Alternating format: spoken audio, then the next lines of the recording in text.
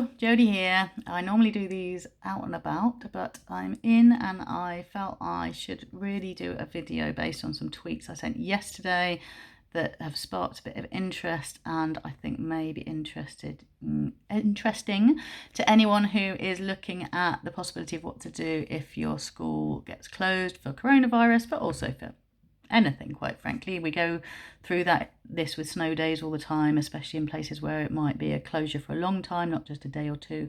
But there's obviously lots of panic about what might happen around coronavirus in general.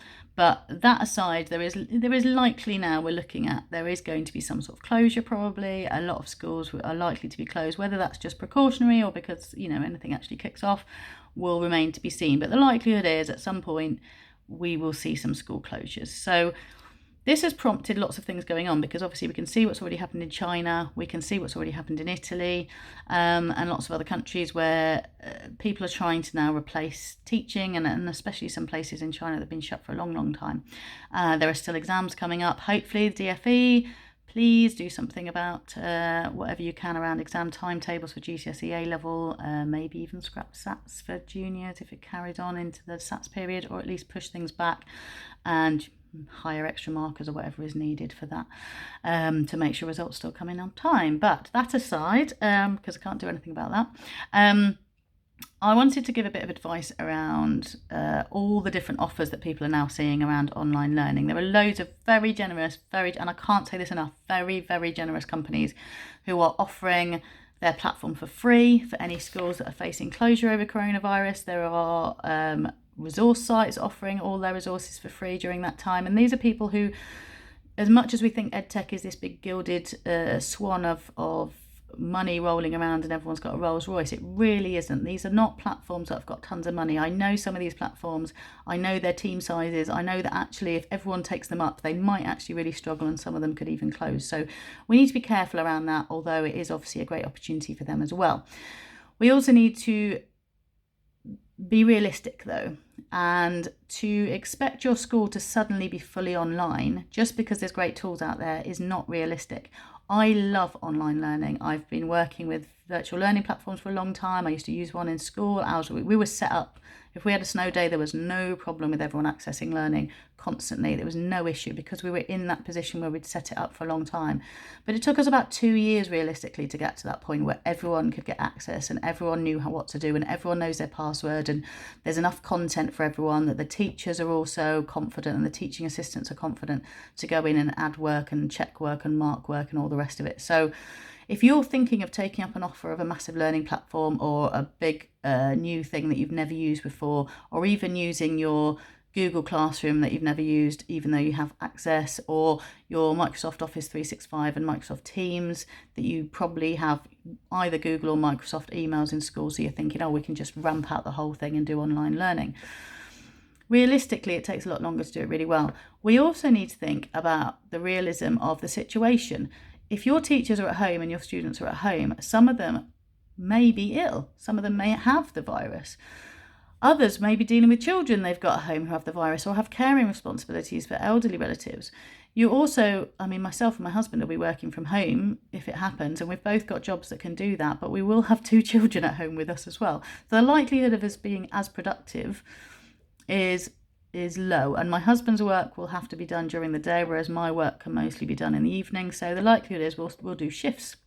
So if you've got teachers at home and you're thinking they can just jump online at a set time, but they've got kids at home, it's just going to be an absolute nightmare. If any of them gets ill, so your contingency plans have got to include the fact that your teachers aren't going to be just sat there between 9 and 3:30 or whatever your school hours are, ready to just be online the whole time. It's not realistic, it's not fair given the situation. They will also have, if there are food shortages or any struggles, if we think about this in worst case scenario, they're not going to be sat around worrying about work too much. And as much as they will try and help their exam cohorts particularly, but they'll want to be there for their students. But realistically, the focus has got to be on exam cohorts and everyone pitching in for that. And also, obviously, from a SENCO safeguarding point of view, you want to be focusing resources on the children who you may not be happy with them being at home for 3 weeks if you're worried about other things there. So focus resources as much as possible on that. But I wanted to give some general advice about online learning things you can do, and the kind of things I would be doing in this situation, because this is exactly the kind of thing I would be tasked with when I was school-based to go and sort out.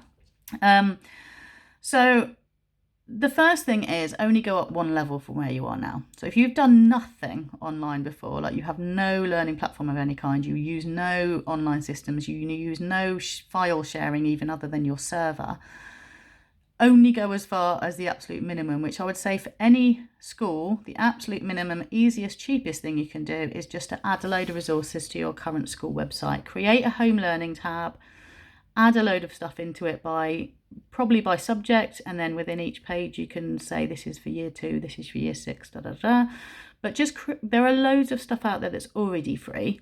Whether that's YouTube videos you want to embed. Don't worry if you don't have YouTube in school, because you're sending them home. So if they're doing it from home, they probably haven't blocked YouTube at their house.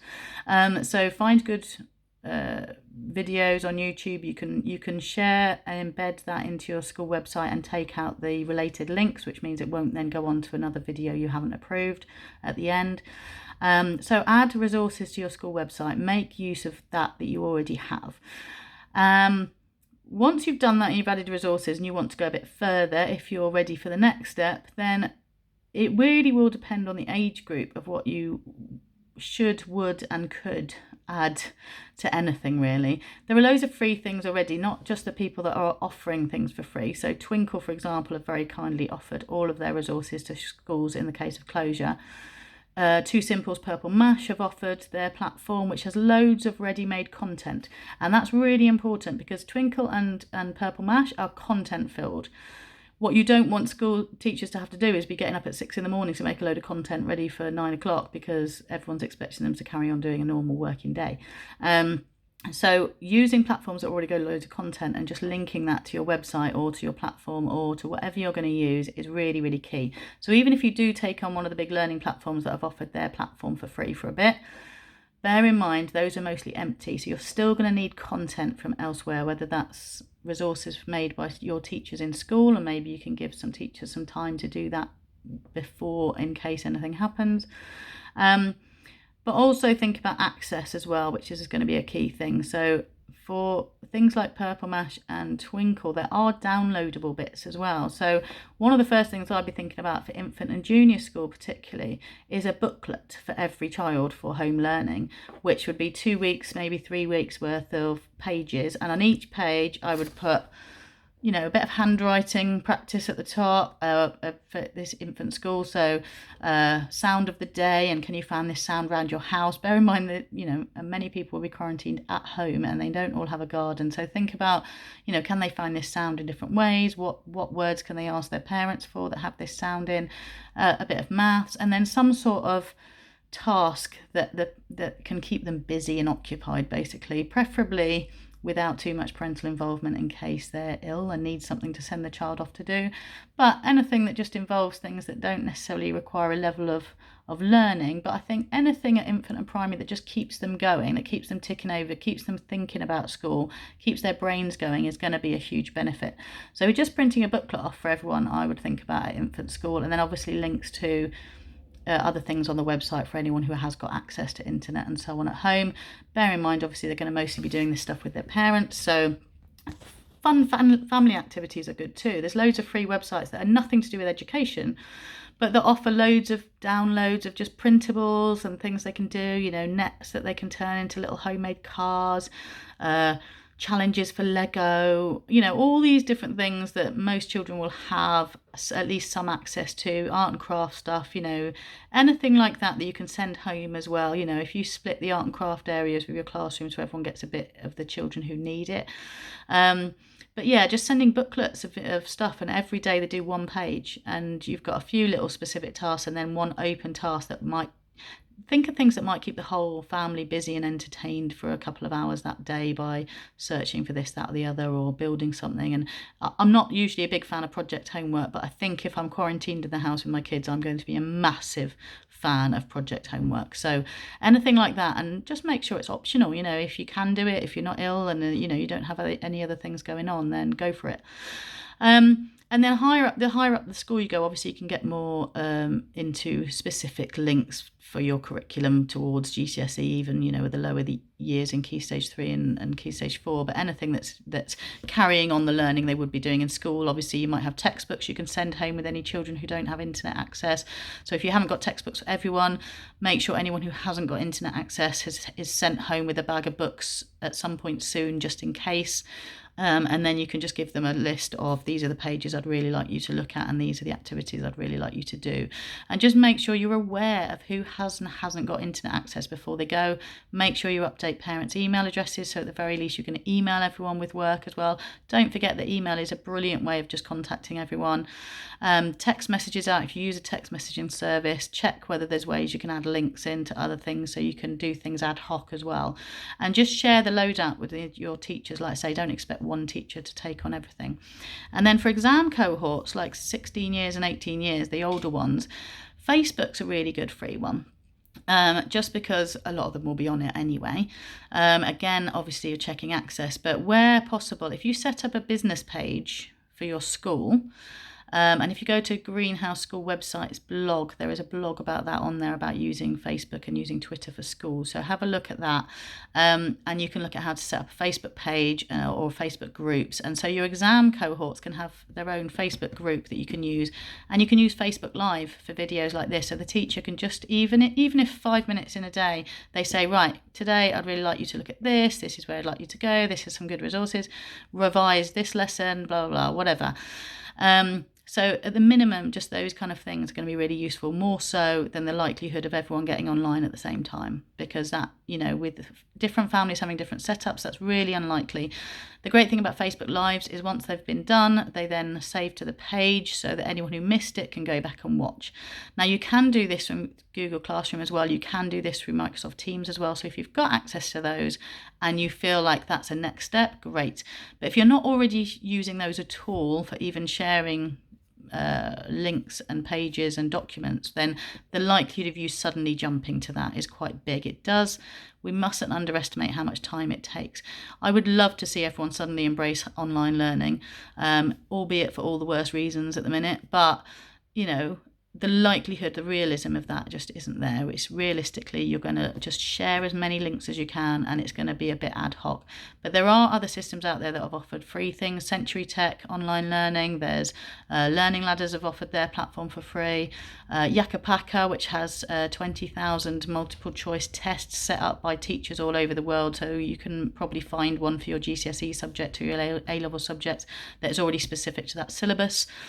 So just sharing links that already exist, sharing content that already exists is going to be really, really key. So as much planning as you can do around that. There are schools that are quickly having staff meetings on how to use Google Hangouts and stuff, because that's another option that people might feel safer with than social media, because obviously social media comes with its own downside as well. But don't dismiss anything that's realistic at this point, because I think that's got to be the key. That's what I'm always all about. Everyone will tell you I'm practical and pragmatic, and that's just how it is. And much as I would love to dream and be one of these people that, you know, I've wanted everyone to do online learning for ages, I'd love to say, oh, go and do it, but be realistic. Go one step up from where you are now. If you're already sharing files and things on Teams and Google, then you probably can go one step up and use Hangouts and Google Teams and just add some extra there. But if you're nowhere near that, if you've not done anything, just get some stuff on your school website, print out some booklets and give out some textbooks, and make it as simple for all of you as possible, and keep looking after the staff as much as the pupils in the sense of their workload while they might be at home and stress and everything else as well. So I hope I'm not teaching anyone to suck eggs here. I'm happy to answer any questions on Twitter if anyone's got any. It's at JodieWorld, JodieWorld. So hit me up there if you got any questions. I probably can't do every technical question, but if it's general advice around the kind of things you can do, then please feel free to ask, and I will help in any way I can. But go for all the free resources. By all means, look at the stuff that's been offered for free, but there are loads of good free things out there already. Teacher Monsters to Read for phonics for younger children, brilliant game that does phase 1, 2 and 3 in phonics, and has been set up by loads of expert educationalists and so on, and great game designers. So there is loads out there that's free already. Very generous of other people to offer theirs for free, but bear in mind it might be a big leap from where you are now. So be realistic about what you can do and just do the most you can in the time in terms of resourcing. Chuck it all on your website or chuck it all through text messages and emails to parents and do whatever it takes, and just make it easy on everyone and as optional as possible. And then exam groups, put all your efforts on actual live groups, live lessons and everything else. Anyway, I'm going to leave that there because 15 minutes is quite a lot to watch me, especially with my massive head in frame. But yeah, fingers crossed you don't have to use any of that advice and we're all good. But hopefully it's helpful to somebody if you do need it. Take care. Bye.